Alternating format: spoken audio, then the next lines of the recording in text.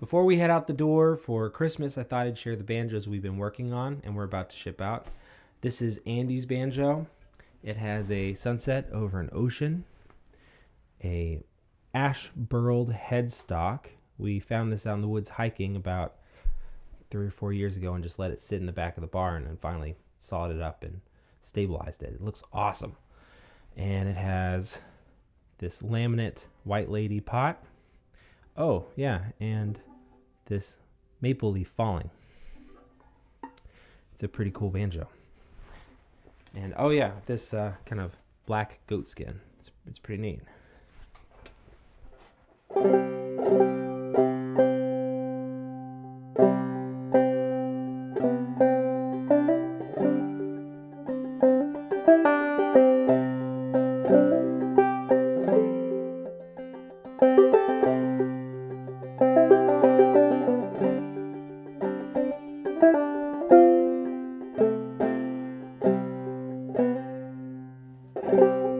Has a really sweet tone.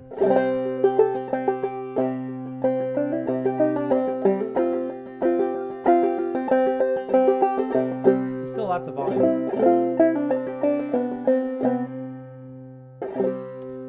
Yeah.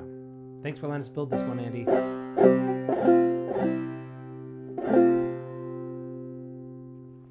All right, so this is Tim's banjo. It's going to Missouri. So this banjo is not going far. It's going to stay in the Ozark area, I guess. It's got a walnut, kind of this burled headstock with this great sea snail accent piece on the first fret. It's 11 inches block pot with a Dobson tone ring, and it has a really sweet sound. And I think this is a calfskin head.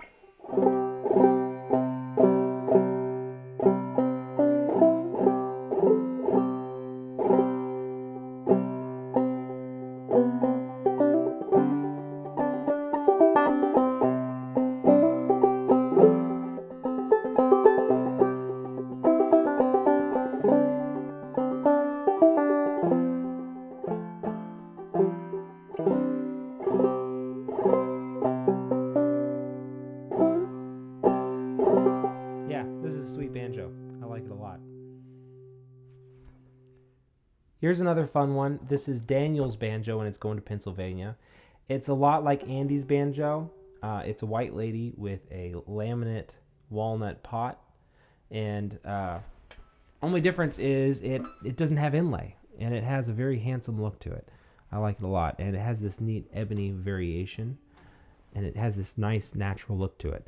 It still took quite a while to build because it has this great back strap. And the back strap's just for decoration, really. It's this bent portion of ebony glued onto the back. And it has this veneers also. It's hard to tell, but it's kind of black, brown, black, right? So, and then that's also in the back strap. So that all just takes time and patience. So that's why this one actually took quite a while to build and patience. But it turned out great, and it's worth the effort, for sure.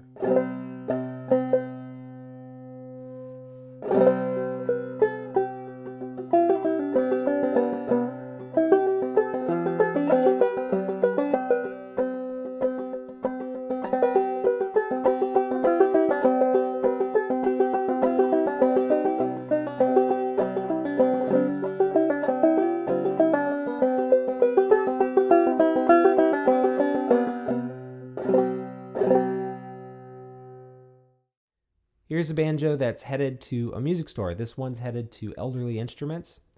I love working with them. They're wonderful. They help put on Banjo Camp Midwest, so obviously I'm a big fan of Elderly. They're great. This one is 11-inch roll brass cherry banjo, and it has this fun Victorian inlay. It's a real looker.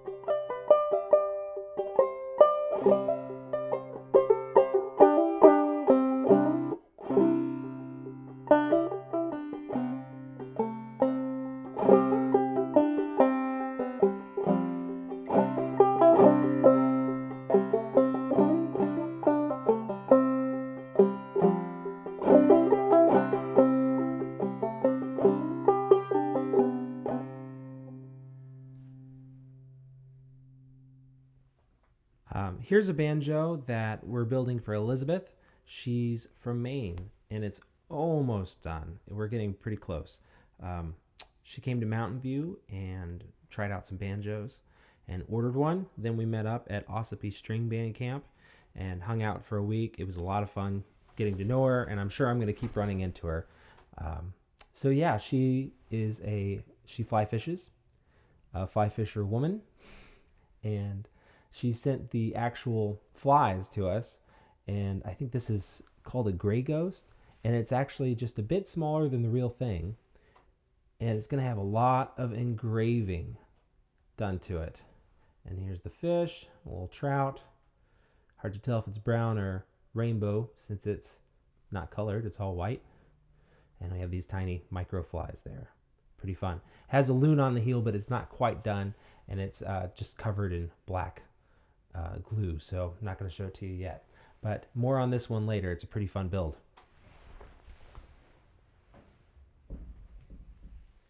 So here's another banjo I'm really excited to show you. It's not done yet. This one's for me. I haven't built myself a banjo since I was a teenager, so it's definitely time. This is a 11 and 13/16 inch vintage 1920s Vega tubaphone pot. And I've wanted one since I was like 14 or 15. I've always wanted one of these. It's on my bucket list. It may not be kind of the thing that would be my normal every go-to banjo for sitting around and playing, but I've just always wanted one. So here we are. I'm building this instead of the banjo that would be probably what I need to build for my daily playing. But this thing's going to be loud and warm, and it's going to cut when you're in a room full of 300 banjo players at banjo camp. So this is great. And it has this burled ash headstock that we found out in the woods. It's really special to me because we found it hiking. And it has this super highly figured ebony fingerboard, which is great. It has a torrefied maple neck. Again, it's super rough right now. You really can't tell. And the heel cut on this fits so well. I'm very pleased with it. It's great, which is hard to do on these old tubaphones. Everything's kind of funny because you got this notch here, which is fairly normal, and then you have another notch here. You've got this kind of lip, this raise that you have to build into your heel cut. And also this notch here is at a funny angle. So there's a lot of funny things going on. This dowel doesn't go straight like most dowels. It's at like a 1% angle, 1 degree angle. So everything is just slightly funny. Even the dowel sits indented in the pot. So getting this whole thing to kind of fit so that it fits right in. And look, there's no wiggle. I'm pretty proud so far. I can't wait to hear it. I'm sure it's just going to be great. Cross my fingers. Here's a banjo we just finished, and it'll be for sale after Christmas. I built this banjo because I thought, well, I'll probably take a year or more to finish up my own personal banjo, but it ends up that Vega banjo is going a lot faster, and I'm probably going to be done with it in a week or two. So I don't know. I don't always prioritize a banjo for myself. I'm like the plumber that's house plumbing leaks, right? But I'm pretty excited about this banjo, so I'm going to finish it up. And this banjo, I guess it'll go to its new home. But I really do like this banjo. It's got that last piece of burled ash that we found back in the woods, and it's hard to see in this lighting, but it's absolutely amazing. And a goatskin head. It's a 12-inch roll brass laminate pot, and it has that same piece of burled ash on the heel. It has gold star and dots, and I put Evo fret wire, which also has this gold look to it to match the brass hardware. So it's just, this whole banjo is really unified. It looks cohesive in my mind, and it sounds great.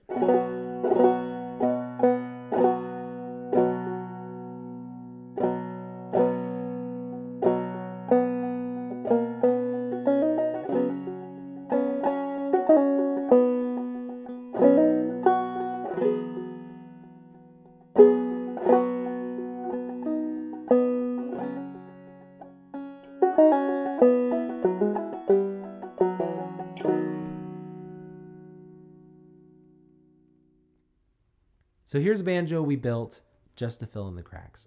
We've had a lot of complicated builds this last 2 months.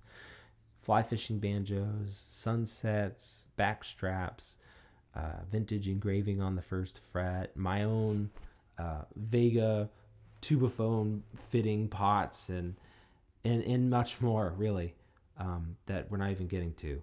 So this banjo, it's just nice to have something that when you're waiting for confirmation on a certain design, you can keep working on something, and that's what this is. We just kind of fit it in. It's a 12-inch laminate pot with a roll brass ring, and it has this 3D star. And it has a rich light fingerboard, so it's it's not ebony. It's a little more sustainable. And let me tell you,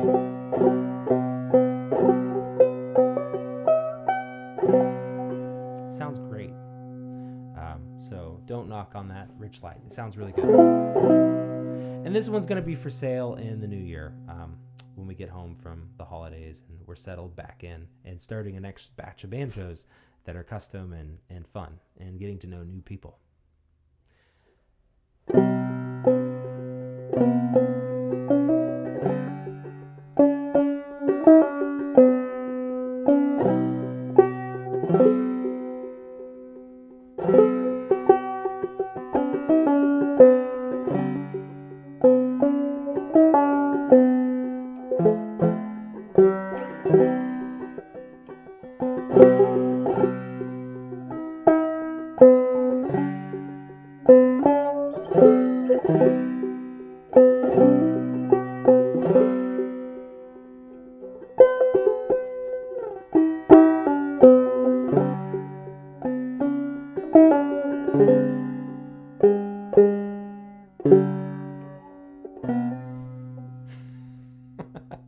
Happy New Year, Merry Christmas, all of that stuff.